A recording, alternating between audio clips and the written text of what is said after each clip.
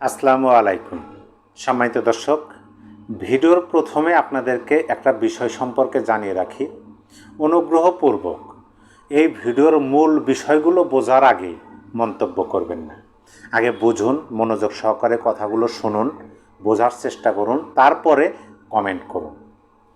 সম্প্রতি গ্রেটার বাংলাদেশ নামক একটা মানচিত্র প্রকাশিত হয়েছে এবং সেই মানচিত্রে মিয়ানমারের আরাকান রাজ্য, ভারতের বিহার, ঝাড়খণ্ড, উড়িষ্যা এবং গোটা সেভেন সিস্টার্সকে বাংলাদেশের অংশ হিসাবে উল্লেখ করা হয়েছে।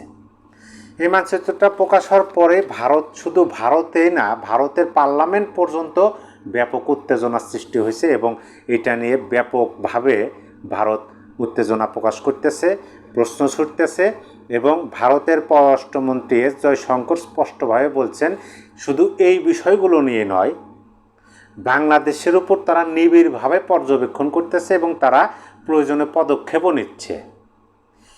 এই যে সংবাদটা প্রচারিত হয়েছে, সংবাদের আমি কমেন্ট বক্সে অনেকের মন্তব্য দেখলাম।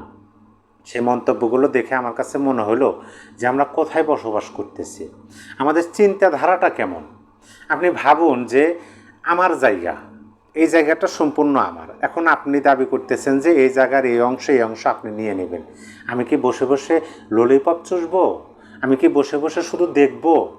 তারপরে ভাবুন যে আপনার চেয়ে আমার শক্তি অনেক বেশি।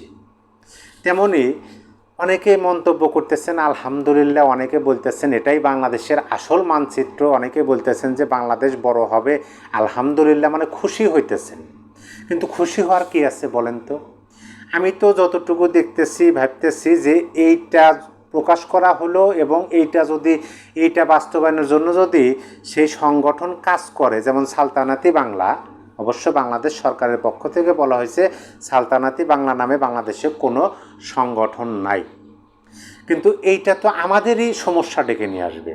আমরা ভারতের কিছু অংশ, আমরা মিয়ানমারের অংশ একত্রিত করে আমাদের দেশের সাথে মানচিত্র প্রকাশ করতেছি, আর মিয়ানমার, ভারতকে আমাদের থেকে কম শক্তিশালী? তারা কি বসে বসে শুধু দেখবে?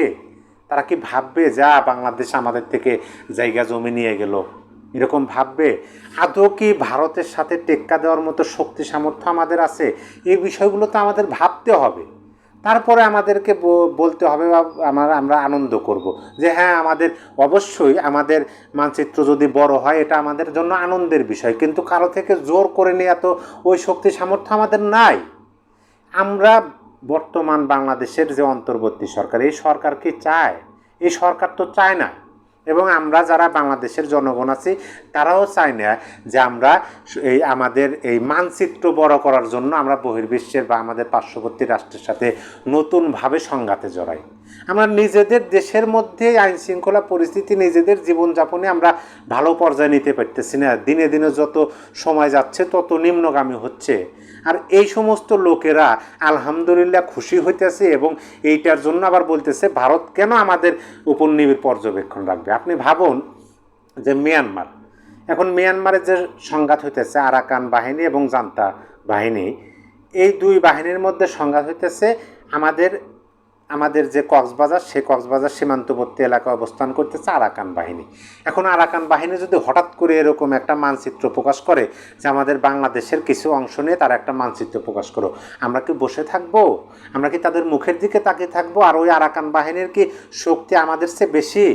আমরা তাদের প্রতিহত করব না? অর্থাৎ এই সমস্ত চিন্তা ভাবনা করাও ঠিক না। এই জন্য যে আমাদের ভালো থাকতে হলে আমাদের প্রতিবেশীর সাথে ভালো সম্পর্ক রাখতে হবে। কেন হঠাৎ করে এরকম একদম বিশাল মানচিত্র, অন্য পার্শ্ববর্তী একটা দেশের বিশাল একটা অংশ যুক্ত করে মানচিত্র প্রকাশ করা, এটার মানে কি আমরা বুঝি?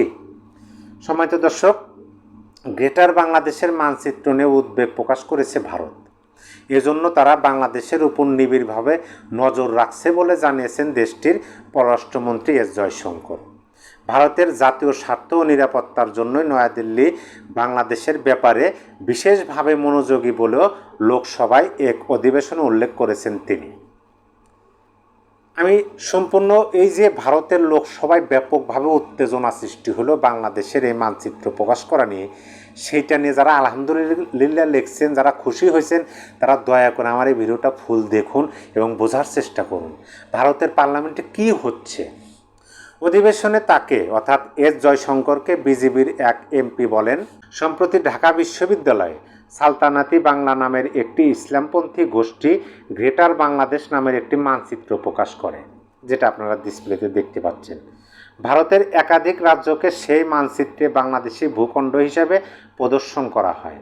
সালতানাতি বাংলা নামের এই গোষ্ঠীটি তুরস্ক ভিত্তিক এনজিও টার্কিশ ইউথ ফেডারেশনের সহায়তা মদতপুষ্ট।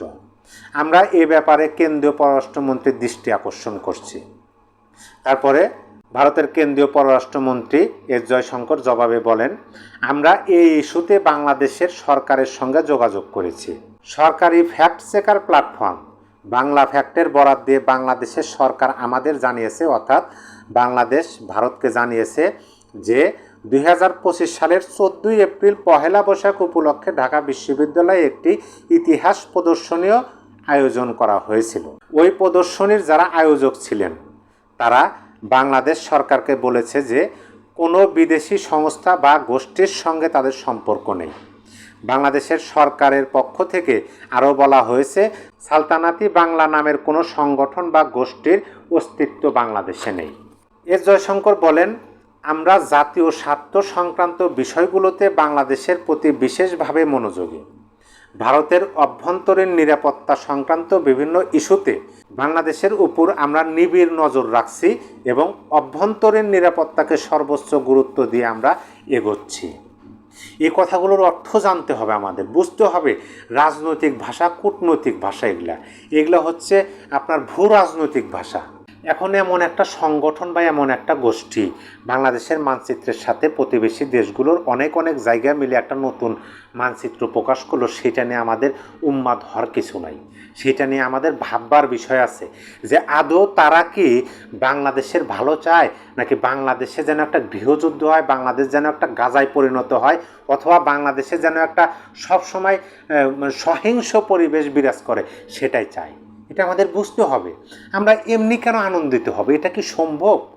এই সময় এসে, এই যুগে এসে আমরা দেখেন, আমাদের প্রতিবেশী রাষ্ট্র ভারতের সাথে বর্তমান সময়ে বাংলাদেশ এবং ভারতের সরকারের সাথে সুসম্পর্ক নাই, এটা আমরা সবাই জানি। এখন এর মধ্যে বিভিন্নভাবে উস্কানিমূলক বিভিন্ন কার্যকলাপ হইতেছে। আমরা 5 আগস্টের পরপরই দেখছি। এই বর্তমান অন্তর্বর্তী সরকারের একজন গুরুত্বপূর্ণ উপদেষ্টাও তো এরকম একটা মানচিত্র, তিনি হিমালয় থেকে বঙ্গোপসাগর পর্যন্ত বিশাল মানচিত্র প্রকাশ করছিলেন না? তার 30 মিনিট পরে সেই মানচিত্রটা তার ফেসবুক কল থেকে সরে নিতে বাধ্য হয়, কারণ তিনি পরিশেষে বুঝতে পারছেন যে এইটা দেশের জন্যই ক্ষতি হবে।